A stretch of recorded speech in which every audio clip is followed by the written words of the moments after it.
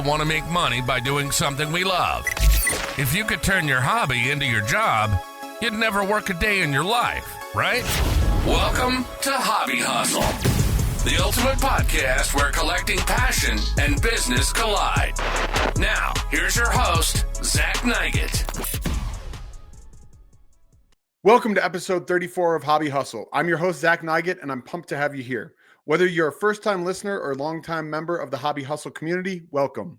If you love collecting, storytelling, and diving deep into the world of collectibles, you're in the right place. I do have one favor. I'm asking you to help support me with a simple task. Please make sure to like, subscribe, rate the pod with a 5-star review, and of course, share it with your fellow collectors. Finally, if you're watching on YouTube, drop a comment with your thoughts and suggestions. I always appreciate the feedback. So let's get into today's episode. Today's guest possesses a unique blend of passions, being a collector, artist, and engineer. He's passionate about the growing market with pop culture slabbed art. He saw an opportunity in the market for a solution that could solve the needs for collectors in a variety of ways. Over the past few years, he's been creating an incredible platform called Nerdworth, which can provide market analysis information, pricing for individual pieces, a marketplace for sales, and more. Additionally, he's focused on providing card art collectors with daily updates via social media and his newsletter, publicdomain.news. You can find him on Instagram at usenerdworth or his website, nerdworth.com. I'm honored to welcome a friend, collector, and developer, Ricky Eckhardt, to the show. Ricky, my friend, welcome. How are you?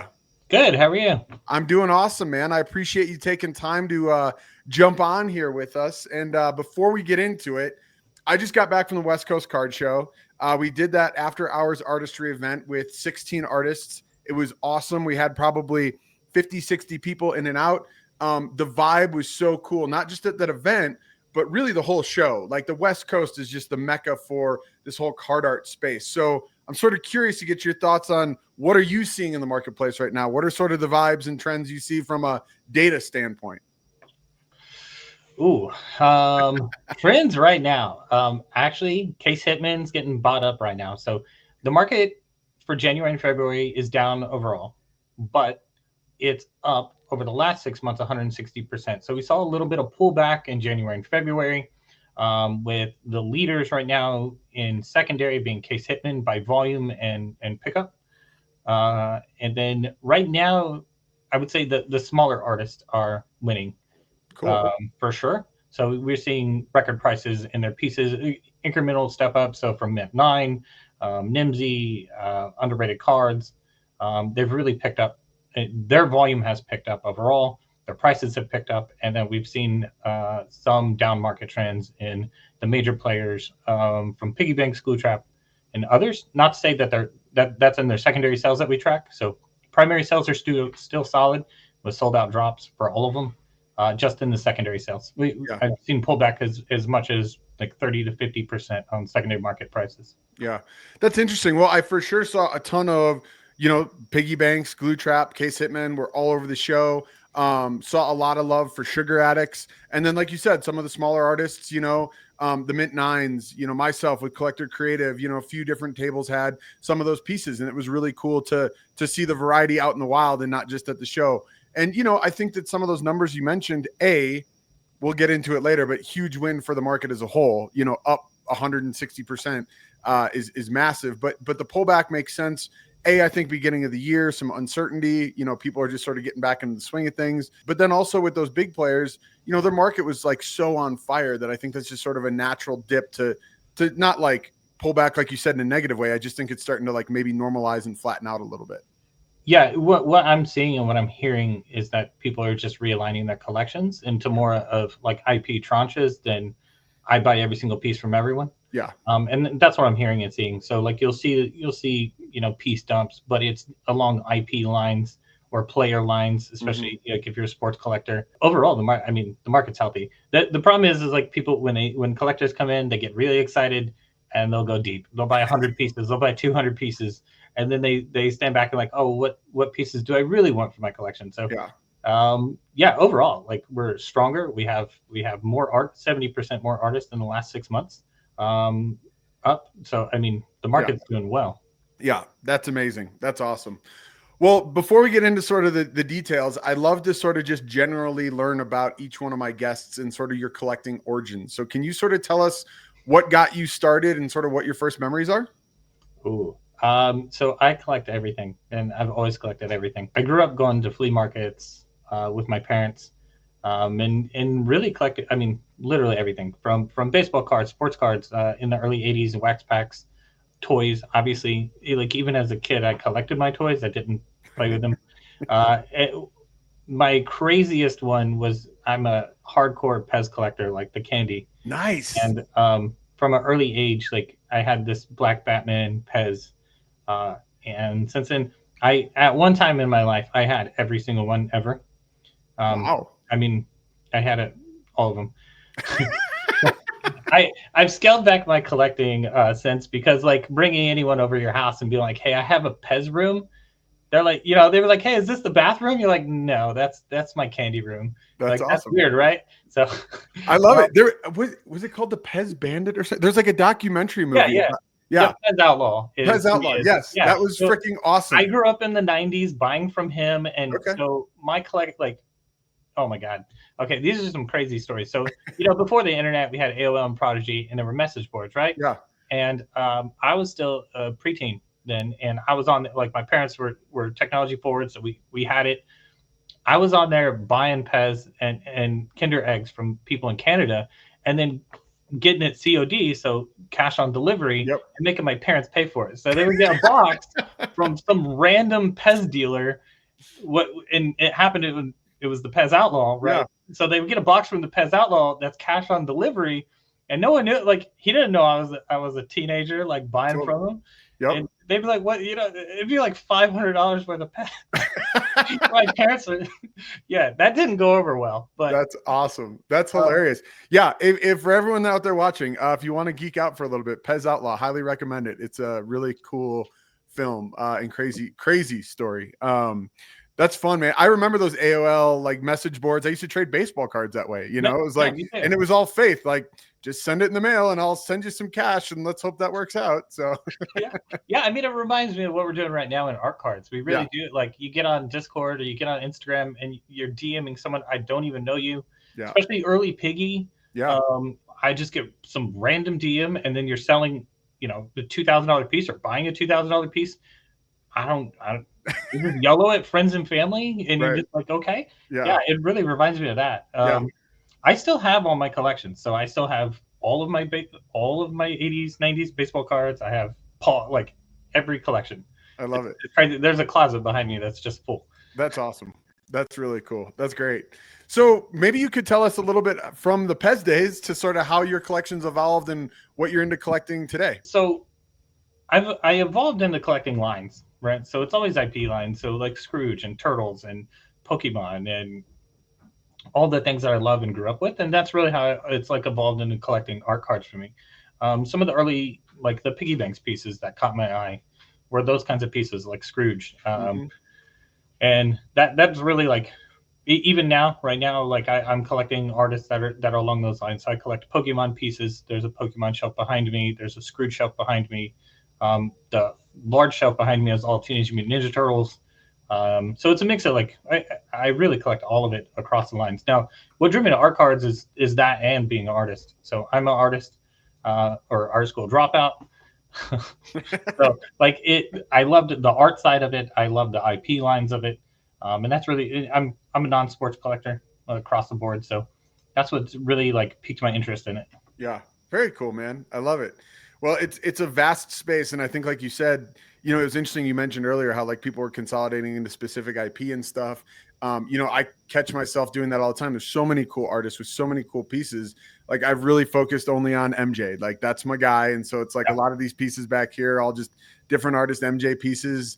I do love Star Wars too. I still have a very much soft spot, but you have to cap it somewhere. Otherwise it's like, you'll just explode into a vacuum and you can't stop. Yeah. I find myself trying to do that in like Pokemon or other card sets, like collecting a master set. Yeah. It's just impossible. Like Star Wars today, like Topps Chrome Star Wars, it's impossible to collect us. You can't do a master set. Yeah. Like, Yeah, it's hard. I have to fight that urge too because I'm a completionist and I would buy every single piece. Yeah. I fight that urge every day. Yeah. I think we all do, man. You're not alone. We can fight that good fight together, Ricky.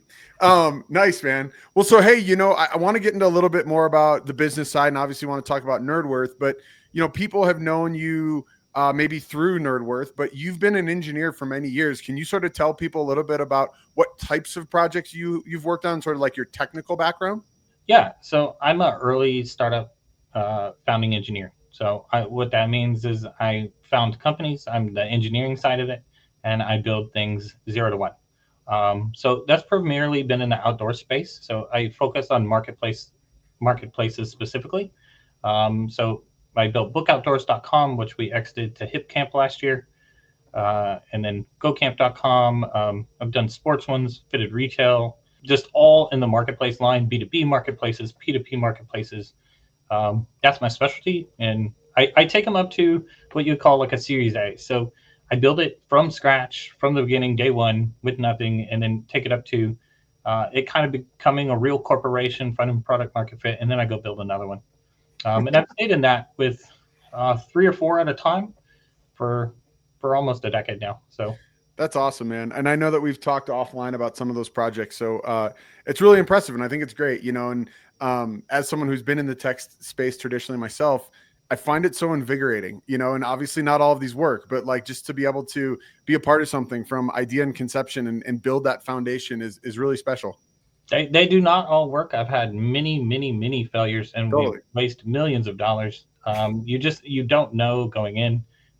That's what I like about it though. Like, I do much better with a fire hose than a garden hose. So I absolutely love chaos. And that's why I move on. Like once it becomes a real corporation, you lock me down. Like it's not enough for my brain. Yeah, totally. I love it. I think it's great. That's awesome. So before we get into Nerdworth, the platform, some of our listeners might not really know what we're talking about when we're saying, slab pop culture art or card art even in general. So can you sort of give us your take on what that means? We just did this last week on the other pod on Merlin. Well, now you got some practice, Ricky. Yeah. So where I see the lines is there are sketch cards, which it's a baseball size card of some sort of baseball size card, right? And it's a literal sketch. So they're hand drawing on it. It's a 1 of 1. The difference is like that is a drawing and it doesn't bring in meme or pop culture references maybe. Now, where I think it goes into like what we're calling pop culture slabbed art is you're bringing in meme references, you're bringing in pop culture references, and it becomes more than just like directly drawing a player or a character. You see that in like piggy banks work. Like I saw that with the Statue of Liberty, even the George Washington release the other day. Like it brings in the current event, so it has a message to go with it, and then it's the bringing it together inside of the slab, which we've seen evolution in from the magnetic slabs to PSA style slabs, and then obviously into 400% and 1,000% slabs now. But I really think it's bringing in the meme and the pop culture references and giving it more of a message than just directly a piece of art. Because the difference is like a sketch card may go for tens of dollars or even a few $100s, but they don't necessarily run into the tens or $20,000 cards. I think that's the difference to me, and that's where I see the difference. And that's what I think Piggy Banks has done extremely well, is mix pop culture references with memes and the art pieces. And of course, they're all unlicensed. So you'll see like sketch cards and others are usually have some kind of license behind them, and then you'll slap a Topps logo or something else on there. Mm-hmm. So yeah, that's how I see it. Yeah. No, I think that's a pretty good explanation. The other thing that I want to touch on, because you're referencing them with sketch cards, which I think is very fair.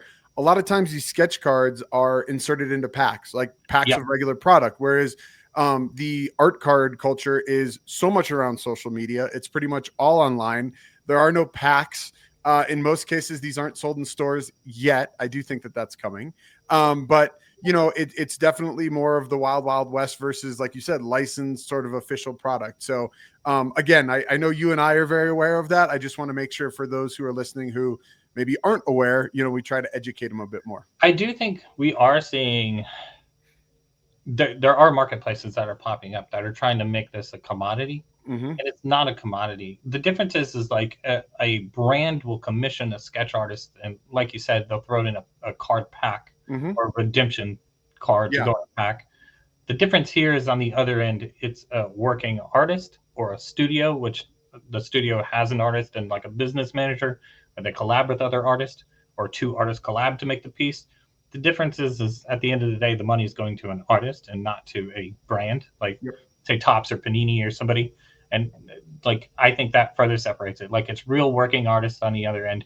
Predominantly AI is frowned upon. There is some generative AI used here and there, but we are starting to see like commoditization of just literal 100% AI, pieces popping up. And that's something I don't support, but I think it's really interesting with that, and that's probably actually a whole nother podcast we could get into. But there are artists that are heavily relying on AI, and I don't take it away from them at all, because the pieces that they create are really cool. But like, from the standpoint of what the customer is paying for or buying, that brings up definitely some questions. And it's in the eye of a beholder, though. We're talking about art, right? So it's like, if you think it's cool and you like it and you're willing to pay whatever that price is, then go for it. That's what you should do. It's always said, buy what you like, buy what you love. And that's no different here.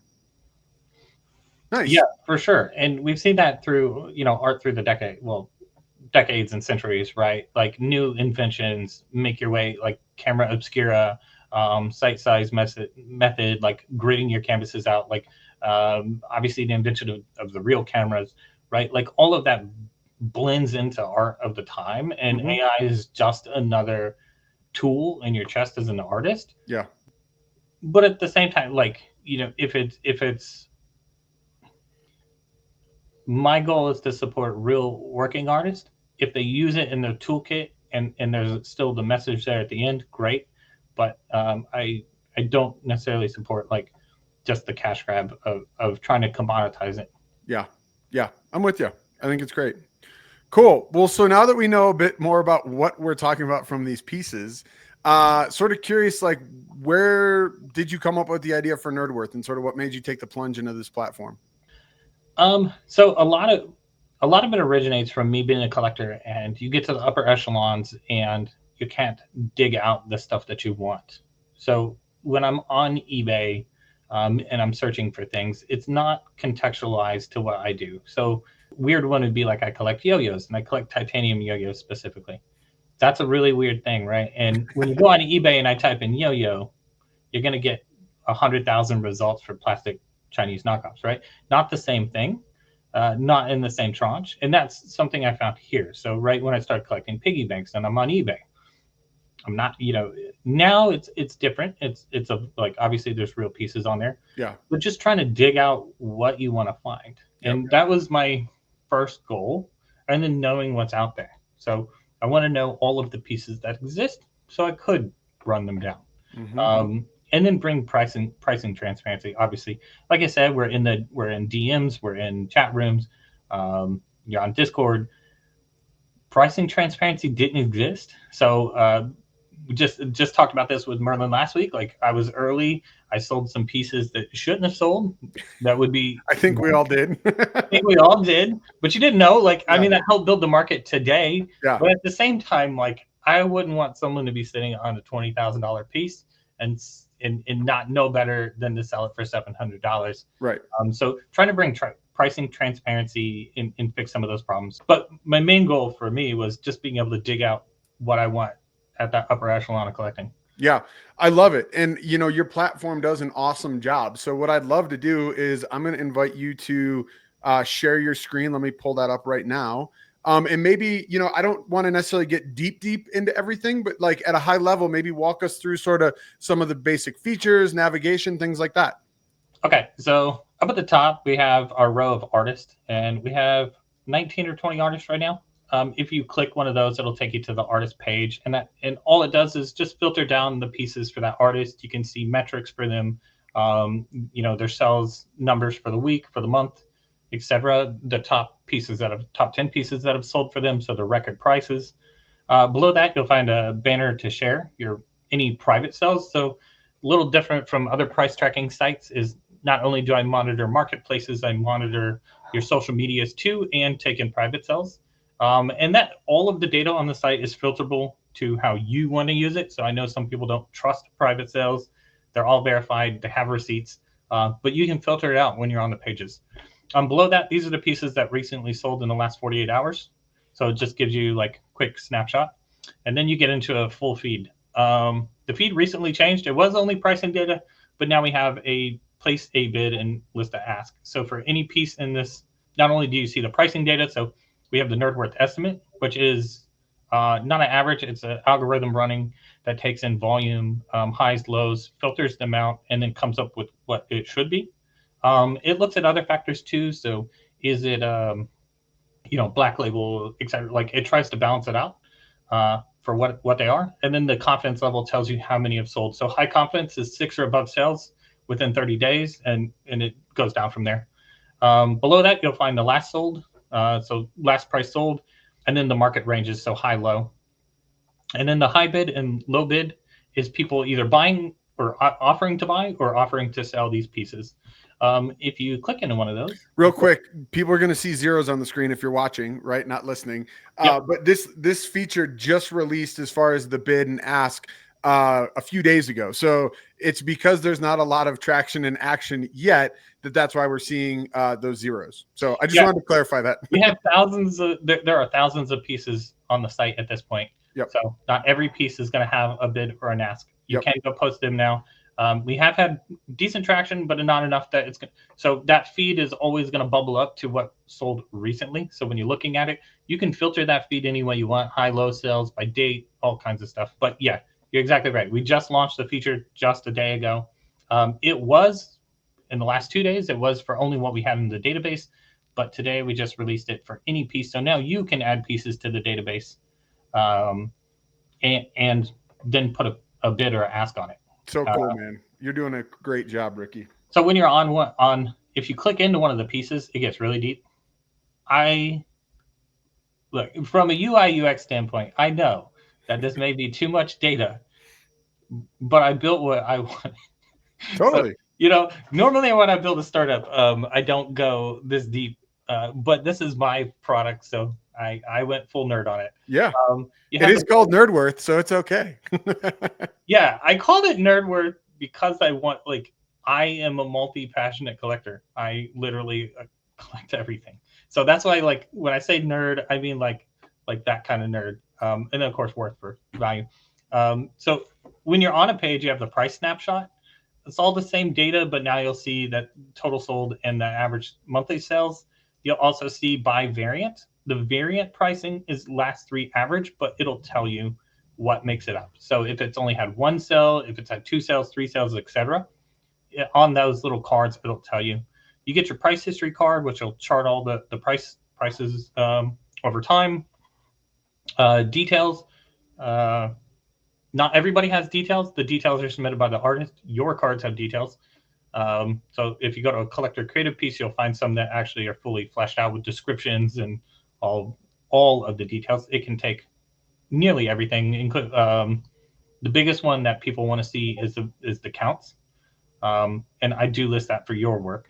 Then you'll get into bid ask. This is variations, so it's all the different variations. You can sort bid ask by the variations to see what's for sale or what offers are out there to buy it.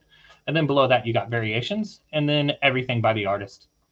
So I know it's a lot of information, a lot to take in. And then if you're really nerdy, you can go down all the way to the cards, and it'll pop up in full modal. This is the actual piece. A lot of them will have the full gallery. So there's full galleries of every time that piece is sold. I record all the images for that piece, and then you'll get into the full rundown. It's timeline, who owned it, when they owned it, when it sold, etc. So it gets really deep. I think one of the fun features here is the leaderboards. So you can see who's selling what. Obviously, it's piggy banks. It's always piggy banks. So piggy banks is always number one, and it's probably going to be number one for a minute. But I will say, Glue Trap 30 days is not third. He is definitely second, right there with Piggy Banks because of his primary sales. This is tracking secondary sales volume through marketplaces. So eBay, Probstein, or not, not Probstein, all the other marketplaces, and then Discord auctions and private sales. So what you don't see here is primary sales directly from the artist, but promise you solidly number two. And you can just see all their pieces. You can also come in here and see all the sales for the week, for the day, and for the month for each artist. So you can sort by different artists, see what pieces have sold, 7 days, 30 days. So it'll give you the top 10 sales for the month and for the day, for the week. There's a lot more. If you were to log in, you can manage your collection. It'll tell you the value of your collections. You can post now to buy or sell anything, any piece. The only thing I'm limited right now is the artist. So what artist can go on there? Let's do, I can't do that. That opens new. I was going to show you artist page, but on the artist pages, you can see all their socials, their websites, and soon it'll have their Discord links to join their Discords. Awesome. That's cool, Ricky. I mean, this platform is so big and so deep. One thing that I want to just touch on real quick, again, trying to make sure that we're touching base for all of these artists and our audience. Sorry. When we're talking variants, right? Like just like in the trading card world, how you'd have the variation, be it like a blue chrome or a hyper or a gold refractor, whatever it might be. The art card space has similarities where it might be, they might have a refractor, they might have a gritty or a prismatic, and each one of these are just sort of different foils, different finishes. In some cases, there's multiples of them, and in some cases, it's a true one of one. But I just want to make sure if people are listening or watching and aren't familiar with what the variant would be, that's what that is. Yeah, that's something very different. So most price tracking sites are price tracking at the bottom. So the one piece. So like if this was a video game, it'd be Super Mario 3, right? And we're going to track Super Mario 3. There may not be variants of it. In most cases, there could be, but they'll always list it individually. This is different because we're listing up at the top, so by title, and then our variations, and then we finally get down to the piece, but it's all amalgamated by title. So if you're using like 130 point and you search, you'll see all these different ones, but I've consolidated them all together. So you see all the information for that piece in one spot. So like if you're on here and you look at heavy as the head, you'll see all heavy as the head variants, all the alt arts, brought together in one spot, so you can see it all, all that data put together. Yep. That's a big change from nearly every other price tracking site, because when you're price tracking, you usually like pull it up. You got to look at the last three averages. We've done that for you. It's been a challenge, and moving from, I'm about to release sketch cards as well, so moving off of from what I call product variant item. Now we just have product for sketch card. So it's still the same pages, but it doesn't break down all the way to the bottom. It's presented like really interesting challenges to solve, like trying to track these. That is not easy. Yeah. So that was literally going to be my next question is, you and I've talked at all hours of the day and night. So I know you don't sleep much, but how are you staying on top of all of these sales? Ooh, man, it's hard. So right now, the marketplaces have APIs that are catching them, but I can't just do it like if I was running like any other price tracking site, I would take the API and I would just show you the data, like a Pokemon card, right? Pokemon card is Pokemon card. It has a number. It's easy to show you like at that item level and put it together. This can't do that. So when you're like on eBay and you search any card, they may not have used the name, and of course there's no like there's no details on these pieces. So like there's nothing to identify it with. Even in the pieces themselves, like the labels can be vastly different. So I do have a system. It pulls it all together for me. I have a dashboard that I have to go through, and I have to approve all of it manually. So all your submissions yesterday, that's a little different. Like your submissions hit a submissions dashboard. You can see them on /submissions. All of this stuff is public. I have private or public ledgers that everyone can see where the data comes from and how it gets made. So there's no secret sauce here. But yeah, it's all manual. I have to go through, I have to review every single one daily. I have to make sure it ends up in the right spot. Occasionally you'll see duplicates. It's just because a space or a tick or a misspelling, it doesn't catch them. So obviously all this data goes to train agents to do it for me, because that eats a huge part of my day. So then I'm not shipping cooler stuff. But yeah, it can't do it yet. So the problem, like even in the pieces itself, you'd think like optical character recognition, like, look at the image, tell me what's on it. It can't read a gritty. Yeah. It can't read an angel dust. Right. Like not even close. And a lot of times the images are like way too low format. Even me doing it, I look at them all day long. Yeah.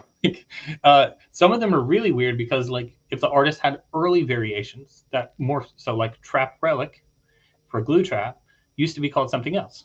So you have to know all of those things to be able to like put them in the right spot. Yeah, it's a lot. That's a lot. Keeping up with the artist is way harder. Yeah. So like talking to 30, 40 artists every single day to get the news, to put it together. That's impressive, man. And you're doing a good job. And like, I will speak on behalf of the artist community to you.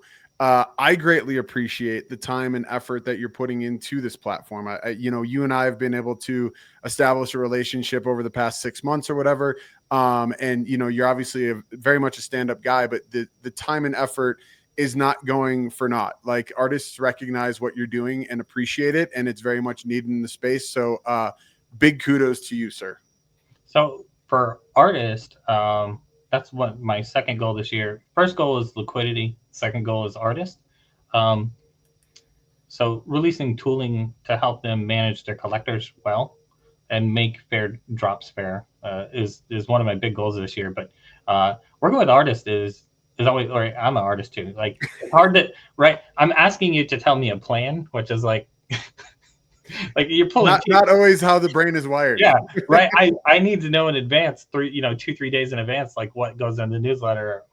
That's like you just wake up and you're like, yeah, I'm dropping today. Cool. Yeah. Yep. So I got to play a little bit of devil's advocate because I know there's some people out here who want to call bullshit on you as far as the pricing data goes. So I guess maybe just speak to the audience about that vetting process, right? Like obviously the marketplace data is pretty transparent, but when you're talking about private sales, Discord sales, things like that aren't necessarily as easily trackable, sort of how do you bring that legitimacy to the platform? Okay. Hard question. Okay. So pricing legitimacy goes both ways. One, eBay obviously deals just scraping marketplace data. It has its own problems. There's shield bidding. And look, right, when I'm pulling marketplace data, I'm pulling paid data, right? Allegedly, it's got paid. Right. Right. Even in that data, I see pieces go that are still available above retail. So Saturday Morning Cards is one of those brands. I do track Saturday Morning Cards. It's no longer showing. It's in a different category that you can't see. But like tracking that, I know that it just sold on eBay for $10, $15 over retail. So like in that data, my algo behind the scenes is smoothing that shit out. So it drops highs and lows and takes medians and then takes volume into account. So you can't just shield that Nerdworth estimate up. It won't work. It's on you to come to the site and find the data that you want that's relevant to you, right? So when you're on that pricing card, you can click it. You'll see all recent sales. It'll give you the history of all the sales. You can sort that history. So it's how you want to eat the data and what you think is relevant in your price estimate. Everybody's price estimate is going to be different for them, right? Because I get it. Now, private data is complicated, right? So how do I take in private data? One, you have to come to the site and you have to obviously put on your sale and give me the receipt for your sale. So I get redacted receipts for everything. So it's a Venmo receipt. It's a PayPal receipt, right? I've heard it all, right? You could fake a receipt. Sure. I could fake a receipt. I get it. Yeah. Right. I verify the one side of the transaction. I can see the piece from most of the names. I know the names that are trading. I track who traded it, right? And then on the other side now, we have two-party verification. So private sales can be two-party verified. So what that means is I get both receipts from both people. So the buyer and the seller gives me a receipt. They're redacted. I see the price that it went for. I see the piece. And then, when they fall in line with the data, they get submitted. Outlier prices, obviously, like you're going to know, like, if it's thousands of dollars above what it should be, and gun rate, like, obviously, I haven't seen that. What I mostly see in price manipulation is more like a rumor mill online drops the prices and then they eat it up on eBay or in a market. And there's more of that manipulation across it than someone trying to incrementally pump the price. They usually just drop the price from a rumor mill, eat the pieces up. And I can see that, obviously I scrape everything. I can see the data. I can see where the pieces move. So I definitely understand the argument against private sales. Sure. I've done all my work. It's all public. If you go to /submissions, you can see every piece that's been submitted and whether it's approved or not approved. You can also filter those out of your numbers. If you don't believe in that data, you can filter it out, because you will see, like, right, if eBay market pieces are going $300-$400, and that's where I would set my Nerdworth estimate. And then you see a private sale, that's such your high sell, but it's $2,000. Like, that's on you to do your due diligence to say, okay, well, the high sell was 2,000, but here's 6 of them that sold for 300 this month. Like, maybe, I'm going to give you the data. You work from the data. For me, I work from the Nerdworth estimate, which smooths all of that out. Yep. No, and I think it's great. And like I said, I'm asking this question on behalf of the people who want to doubt you. I think that you're doing the best job you can in a very difficult task.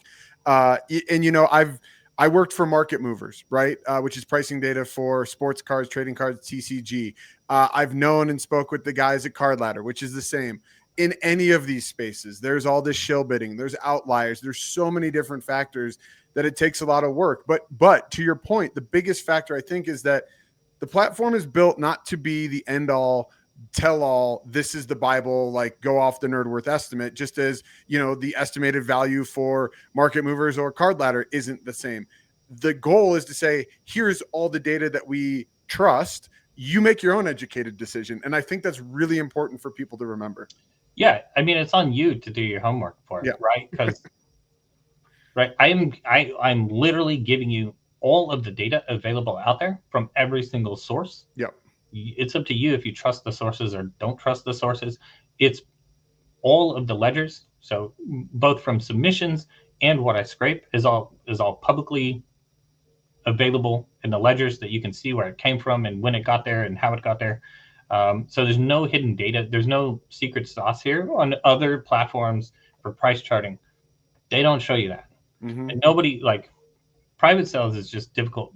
The reason we allowed private sales is because you wouldn't have sales for pieces otherwise. A lot of artists don't move in those marketplaces. So for just having a strict marketplace API here doesn't blend into how our community operates. And for me, I believe be where the collectors are. So that's Discord bots, that's in your Discords, that's in your Instagrams, that's in your DMs. I will say, for all the haters that had some shit to say, they don't use, like, you're welcome to come verify it and use it and tell me I'm wrong. Yeah. I haven't seen it because I track everybody. Yeah. No, and like I said, Ricky, I'm not taking a shot at you in any way, because I think the platform's amazing. I know that, listen, we're in a skeptical space sometimes, right? And if I don't ask those questions and be able to let you say exactly what you said, then those people are going to still say that. And now they know exactly how to get the data, where to get the data, where to look. And I think that's awesome. They will. Yeah. And I've heard a lot of other things, towards a platform that I promote one artist over another. I don't promote anyone. I promote who gives me the data. Yeah. That's it. So if you're not the artist, you feel that your numbers are wrong, or you're not promoted enough, it's because you don't speak. That's it. You can't respond to a DM. You didn't do X. Like, I work with everyone. I talk to every artist every day. I want everyone on the platform. There's only a few exceptions that I haven't put on the platform where their work goes against another brand. That's not going to happen. or anything like I don't, like, maybe morally gray areas. I don't allow those artists or those pieces on. Other than that, obviously you can see I have there's almost 30 artists now on there. So I've heard that too, like, hey, I'm shilling like one artist over another. That's absolutely not true. I don't work with any artist. No artist pays me. So if you don't see your data, or you don't see updated sales, or you don't see the right cards on there, it's because you didn't give it to me. That's totally. No, and I think you've really made some tools. I know that you're scraping the data and stuff, but then also, like, for instance, I'll go on there when I have a drop or whatever, and I enter the data in, and you've made that process really easy for us as artists to also try to provide you that data, to try to provide then transparency to collectors. So, you're doing a great job with that. And I do know, like, in that, like the private sales, it is annoying that you have to submit a receipt. That has to happen. 100%. So, like, some of those tools I made harder to use. It's on purpose, right? To knock down any hate or disbelief in the pricing. I have to take a receipt. I don't show the receipts, but if anyone ever wanted to come audit it, you can fully audit all of this stuff. I keep CSV records of all of it. So I have made it a little bit harder with having to have receipts. We do have bulk tooling too for artists that want to submit primary sales. If you want to see all your primary sales, you can drop in a CSV and it'll update all of your data. Primary sales I don't verify necessarily. I verify them through, like, so I get their data from their Stripe for primary sales, but I obviously I don't keep a receipt. It's coming straight out of their Stripes. Yeah, totally. Yeah. Well, like I said, I think you're doing a great job. So I want to shift off focus from pricing, but I think that was a very important thing to cover, right? Because obviously that's a hot topic within the platform. But I guess I know you went over sort of that high level of what the features are, and the site is so robust. Is there sort of a feature that you feel the audience should really pay attention to, or you want to call out that's maybe a little bit more hidden? Not yet necessarily calling a feature out. Okay. Well, I am happy about the bid ask system, and it'll only get better. Totally. Features that are coming, I'm more excited about. Okay. I feel like, this is really your baseline site, right? It's just the MVP. And I'm really excited about releasing chat auctions. So a chat auction is literally a whatnot without the video. Pretty much. But they're fun. It's meant to be fun auctions that anyone can do. So you can host a chat auction with multiple pieces. We do them in our Instagrams and our Discords already. This just brings all the tooling behind it. I get a kick out of them. I think they're really fun. What I like about it over, say, like a whatnot, is that when I'm eating dinner or doing something else, I can actually sit there and bid on them. And I'm not listening. I don't have to listen to a video or miss it in 2 seconds. So that's like... I wanted to bring something engaging and fun, and I'm excited to try it out. It'll be dropping later this week. Cool. So you can come on, you can make a chat auction. So it's literally what it sounds like. You can add mini pieces to it and run it. There's a moderator bot running behind it that'll recognize any price. So you can do silly things. You can, like, type 3 bands. You can put 100 emoji, whatever you want. It'll recognize those as prices, confirm it. You can shit talk each other in the chat, which I like. That's what I love about it, is I love the back and forth and getting into the bidding wars. So that's something I'm excited about to release and really looking forward to. And then I do like the leaderboards, but I want to make them more fun. So for leaderboards, it'll soon have, like, they're going to be giveaway leaderboards. So whoever's in those top slots, especially for the karma. So there's a karma leaderboard for every user. You're always, if you're submitting pieces, all the actions, they give you karma points. So if you start submitting all, like, pieces that don't have on the site, it's gonna build up into it, and then those first, second, and third place leaders will get a piece every single month. Wow. So the karma points are sort of like loyalty points, right? Like how active you are and how much you're contributing to the community. So one of the problems I have is, I'm limited to the data that I can get available to me. That eliminates hundreds of pieces that especially for Piggy, where these pieces don't come up, but we want to know they exist. So submitting those pieces is going to give you points, and those points will not only give you prizes, but we'll have a fun Chuck E. Cheese style store where you can, I like serious. Like I love, awesome. look, man, I love Chuck E. Cheese. Yeah. And I love getting my tokens and getting silly stuff, and like I want to do that, so I'm doing it. So great. all that stuff is going to go into like just trying to make it fun to use. And what I don't want is I don't know 40 I have 40 or 50 different collectible apps on my phone. I don't want to just be another app. I want you to get on, get what you're here for, have some fun doing it, and get out. Yeah. Like, yeah. I think that's really hard. So I'm really, really trying to put value forward. If you're giving me data, I want you to get something for it. If you're trying to buy or sell, I want you to have that instant liquidity. That's something I'll, into March, instant liquidity will be a thing where you can immediately buy and sell for cash on the site. So that'll be powered by whales. So a whale will be able to come on, put out their buy list, and it'll go into the bid ask system. But pretty much they'll be able to buy at will anything they want with that money sitting there to instantly pay out. Offer buying and selling protections, obviously shipping and stuff. So in March, I'll be shipping full checkout to go with all of these features. You don't have to use it. So unlike most products, you'll always be able to check out by yourself for free. Mm-hmm. So take it off the site, do your PayPal's or any other, Venmo, whatever. But I'm also going to have the checkout buttons there if you want to use them. They'll give you shipping. They'll give you, obviously logistics, buyer protection, seller protection, all the stuff. Try to make it like as friendly as possible to use in the ways that we use it, as like the way that we use it now. I don't want to change your workflow. I want to just integrate into your workflow that exists. Yep. One of the probably not best tools I built. You won't be able to flip a piece. So when you do your bid ask systems, I locked those today. You won't be able to sell a piece within the first 30 to 45 days of that piece releasing, and that's going to be set by the artist. So artists can set their flipping rules for their pieces, and you won't be able to sell it on our platform.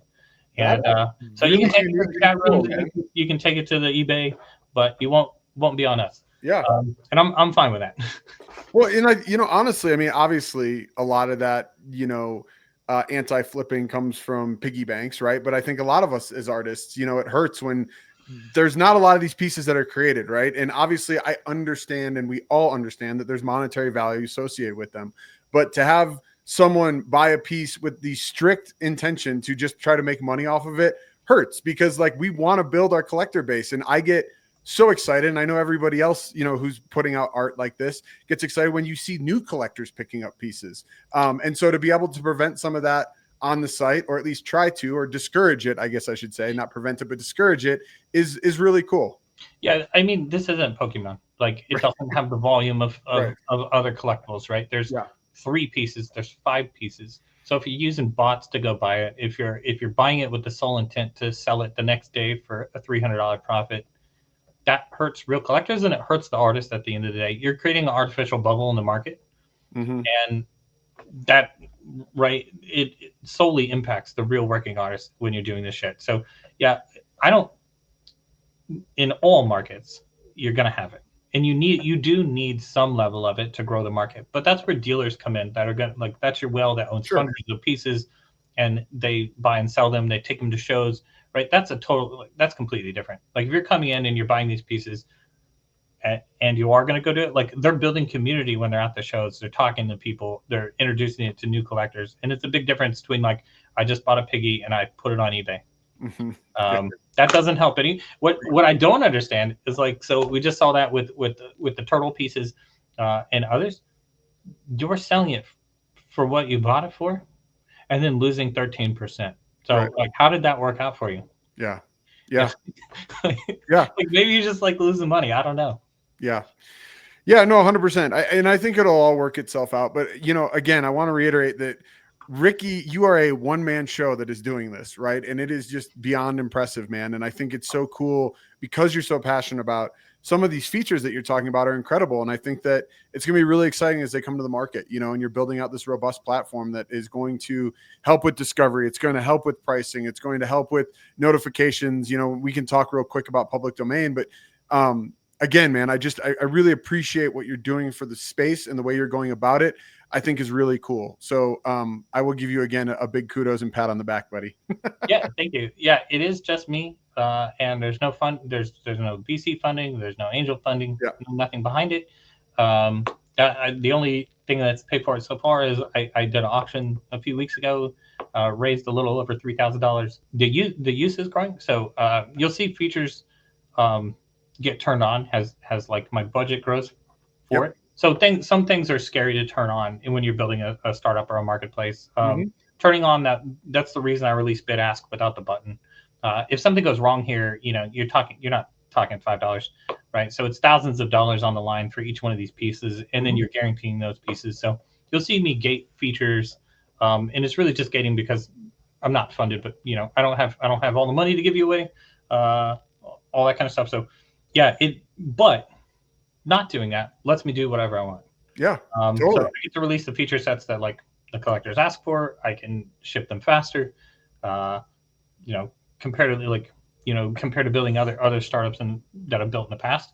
I always feel like we're always trying to race against the clock to make money, and I don't have to do anything here, and that's great. And that, I think it's let me build a really good product. Yeah, I agree. I think it's really cool. So, you're seeing all of this data come together, right? And there's clearly been a boom in the card art space. And like we talked about sort of at the very beginning, like maybe there's a little bit of a leveling off, but sort of tell us what sort of data or trends are catching your eye right now from what you're seeing. Right now, we're so in any market, there's kind of a 3-phase approach to those markets. We're still very, very early adopter, like very early adopter. This is still super niche, super underground. We haven't even started. We haven't even popped off yet. So like, I do keep seeing people in the comments say like, hey, we're peak market, we're peak piggy, we're peak anything. You haven't even started.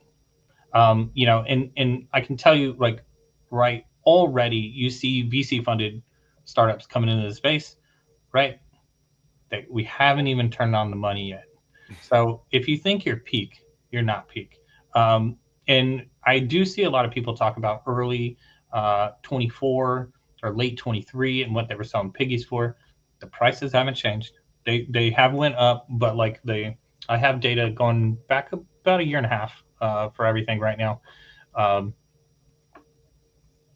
It's steadily increased month over month.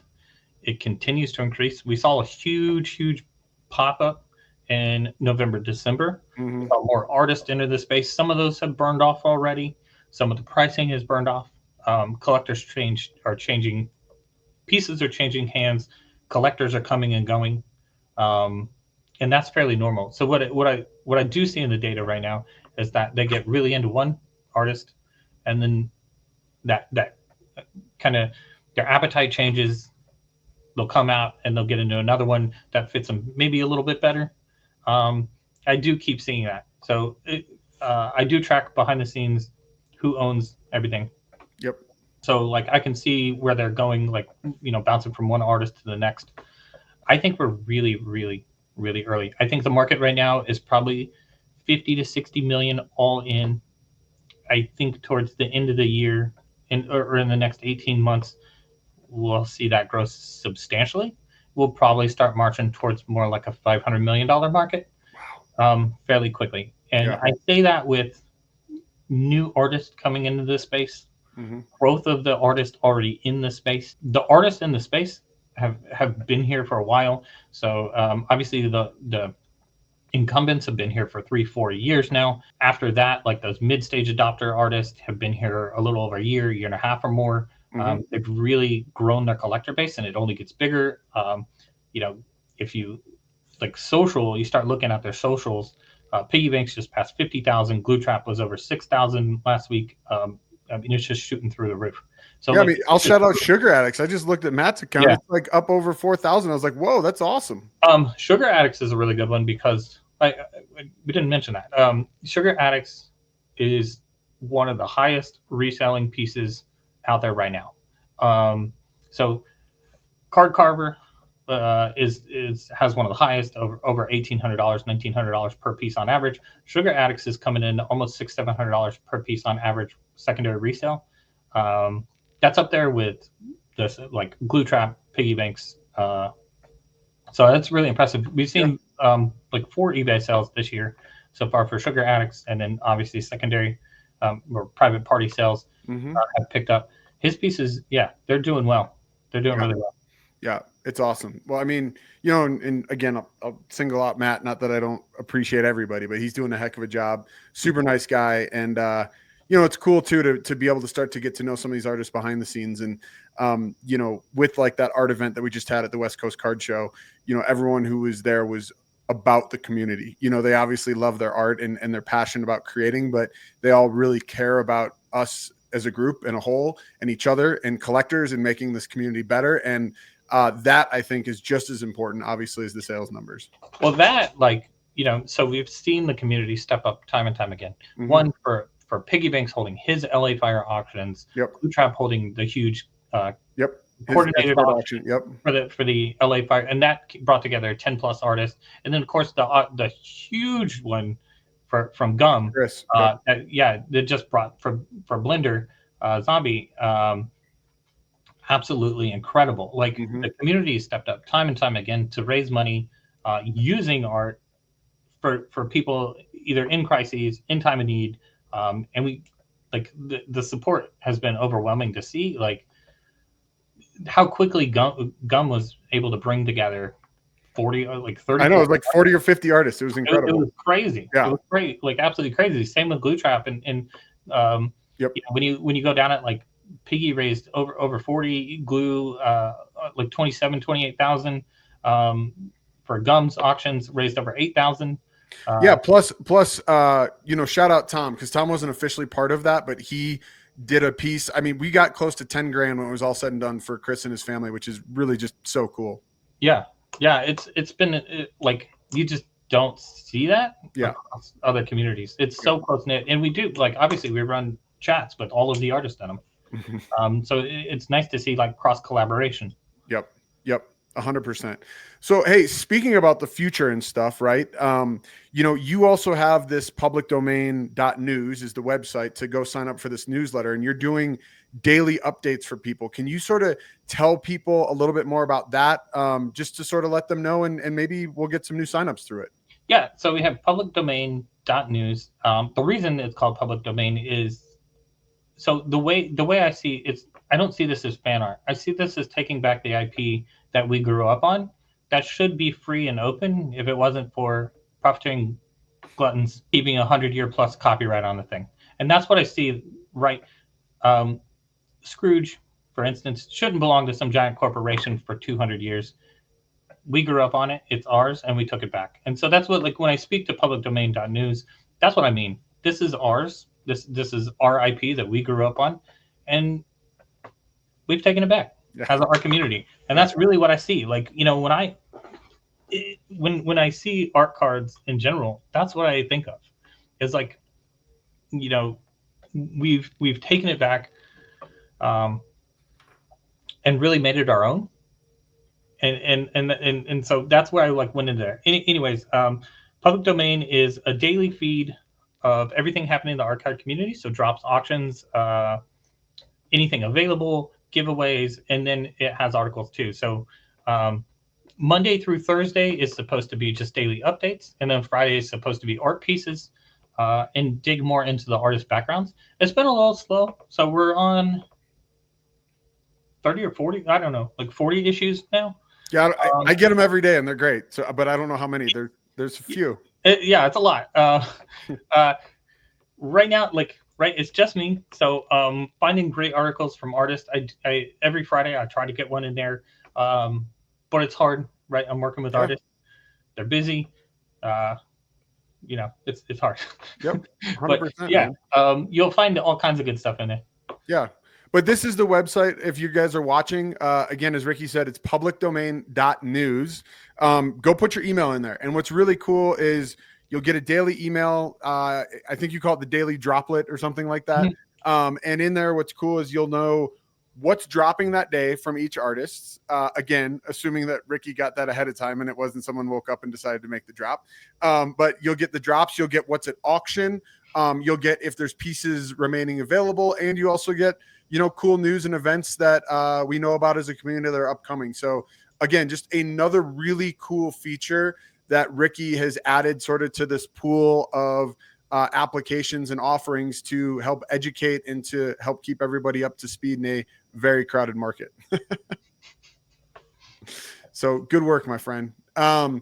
Cool. So, I guess you've mentioned sort of, you're having success, you're seeing growth, the space is seeing growth. I'm curious, what's your biggest challenge right now? Like, is it funding? Is it something else that's going on? Can you sort of speak to that? I think the hardest part right now is just in offering value. It's both meeting with the artist every day. So I try not to, but everyone has, like, it's hard, right?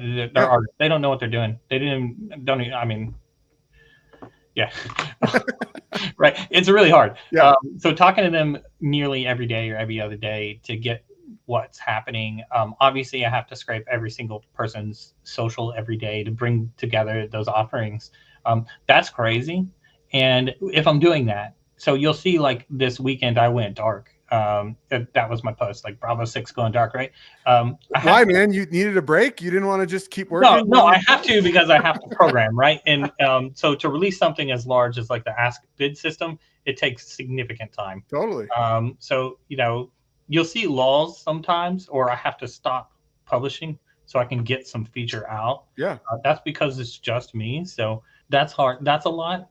Now, funding wise, sure. I do need some angel funding or some artist funding, which primarily I'm trying to do that through the auctions of pieces to help raise money to support the site. Right now, we take nothing from nobody. But you have to, there's a corporation backing Nerdworth, like it's a Delaware C Corp, right? It has to pay taxes. Once I allow payment buttons, you have to cover for Nexus, which is your taxing events across states. And then, of course, those the guarantees and stuff. So the biggest problem in marketplaces that I've had is obviously fraud and chargebacks. Having a chargeback for a $10,000 piggy piece ain't gonna happen. Yeah. Right. So there are challenges that not being funded present. If I was funded, obviously we would go absolutely apeshit on the site. I could do anything.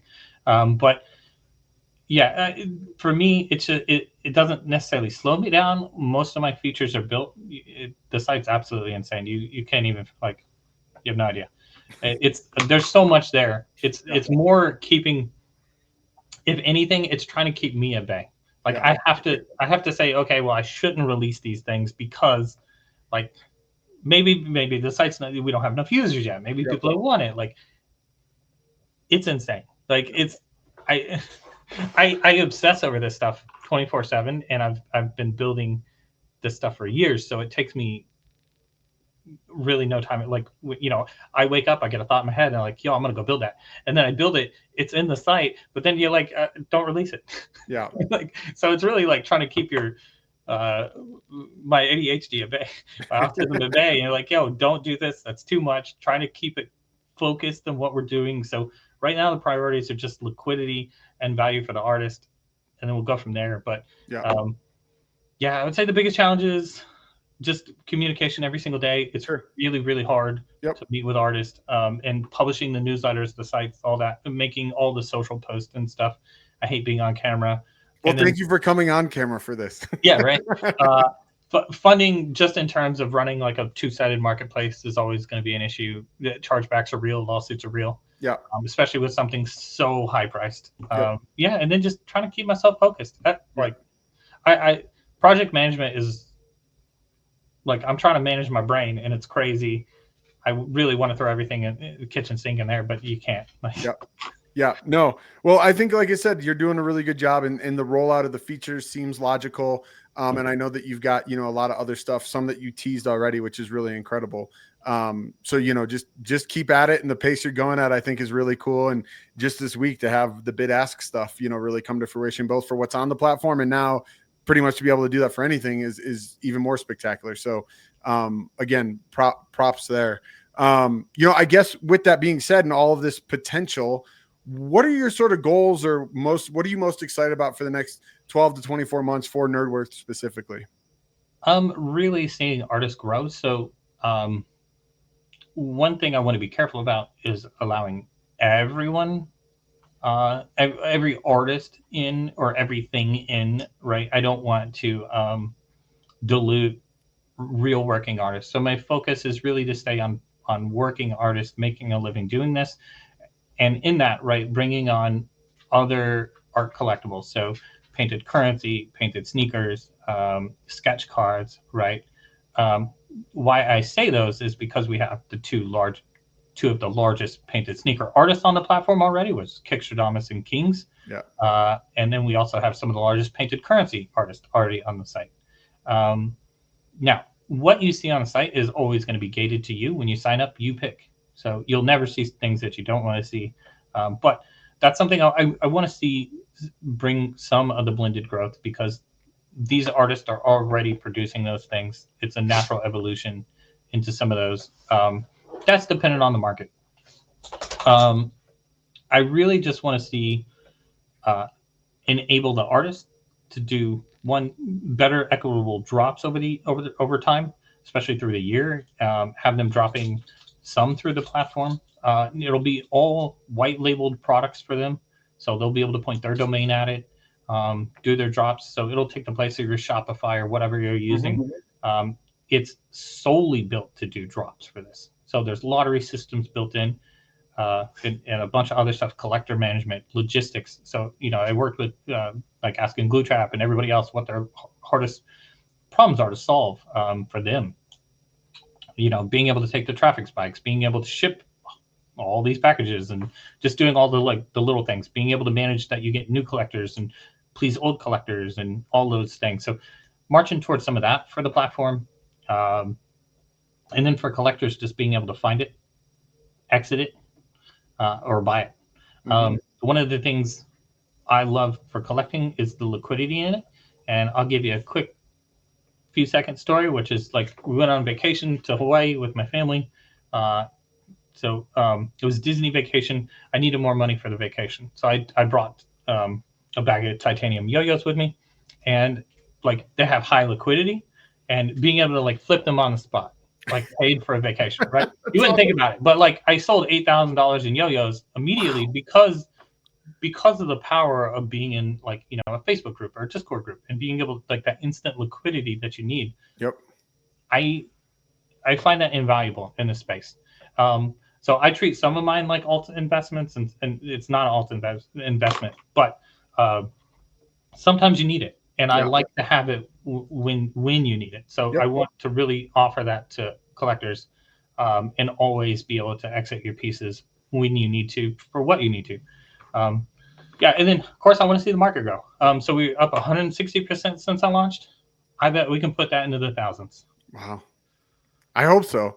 I think it's cool. And there's new artists, like you said, entering all the time. And it seems like, as you mentioned, like we're so tip of the iceberg. Like part of what got me excited about the West Coast Card Show the past weekend was seeing a lot of vendors also displaying, their card art, and people asking about it and learning about it and being exposed. And, again, California is very much a mecca for all of this. So I hope to see those trends, going across the country. And it's not just the West Coast, hopefully we'll see that at more shows throughout the country. And I'm going to try to do my part here in Denver with John at the Denver card shows and, set up more. I've been able to do it once, but hopefully I'll be able to do it more, and, just keep sort of spreading that word and trying to keep bringing artists together. Because I think, like you said, the power of this community is extremely strong, and we've seen it time and time again over a short period of time, but I only see it becoming bigger and better, as time goes on. Yeah, I think we'll see a lot of new trends emerge too. Like that's something that we didn't really touch on yet is the evolution of the market as a whole over time, mm-hmm. and moving from not only slab pieces but to comic size pieces and wall size pieces. Yep. Still slabbed though. So still PSA style slab, just size of your wall. Yep. And then moving into, so one thing, Saturday morning cards, not an art card, but a card. One of the things that they just did with the painted slabs or printed slabs. Like I think we'll see evolution in the slabs itself becoming a part of the art, and then evolution into obviously for artists that have it into their different sizing. I know you offer gallery sizes. Everyone else, starting to offer prints and gallery sizes. It's just more ways for them to reach collectors or other collectors. And I also think we'll see licensed pieces towards the end of the year. Yeah, I don't disagree. I think that there's definitely pathways being made to blend it, which would be really, really cool. And maybe bring more legitimacy in some collectors' eyes if that was the case. So that's awesome. Well, Ricky, this has been amazing, man. I want to respect your time, and I can't thank you enough for making time to sort of come on and talk about this. I know you also, as you mentioned, done a podcast with Merlin and really went deep into the platform. But it's always interesting to just pick your brain because you're so in this. I'm in it as myself, right, in the artist, and I try to pay attention. But, your whole purpose is to pay attention to the community and pay attention to everybody. And so some of the insight that you're able to share is really eye-opening and really cool. But before I let you go, I like to always ask all my guests, sort of, can you leave the audience with one valuable tip? So do you have a piece of advice that you could tell sort of aspiring collectors or entrepreneurs in your case? For collectors, you really, buy what you love, as always. I know that's cliche to say. You need to be buying what you love. The market's going to see ups and downs. Don't buy into the hype cycles.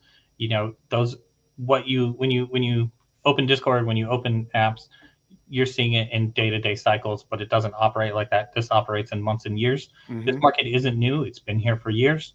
It'll continue to be here. So really don't get caught in the hype cycle and buy what you love. Because, I see collectors trying to treat it as an alt investment. It's not. Yeah. Don't treat it like that. Treat it like an art piece. Treat it like something you want to collect. And I think you'll be happy with your collection. For any entrepreneurs, grind 24/7. Totally. If you want to come out here and you want to whether it's this, whether it's any startup, it has to be your life. And I know there's been pushback against that towards there's a healthy work-life balance. There's not, especially with the release of AI and everything else. It's enabled any of us to just come and build at scale. That's how I'm able to do a lot of it. I have agents trained to be me, and yeah, I mean you have to love it. You have to love what you're doing and be willing to do it 24/7. Yep. And right now I do I do this 24/7. Yep. I know you do. And again, thank you for all of the effort and the contributions to this whole card art space and scene. And like I said, I'm really excited to see sort of where this is going to go. So, shameless plug for you. For those who have been listening and not watching, I've been having this banner go across. But again, you can find Ricky on Instagram at @usenerdworth, or you can find his website, nerdworth.com. And then also, if you're interested in signing up for his newsletter, that was publicdomain.news. Did I miss anything there? Or that's good? No, you're good. Okay.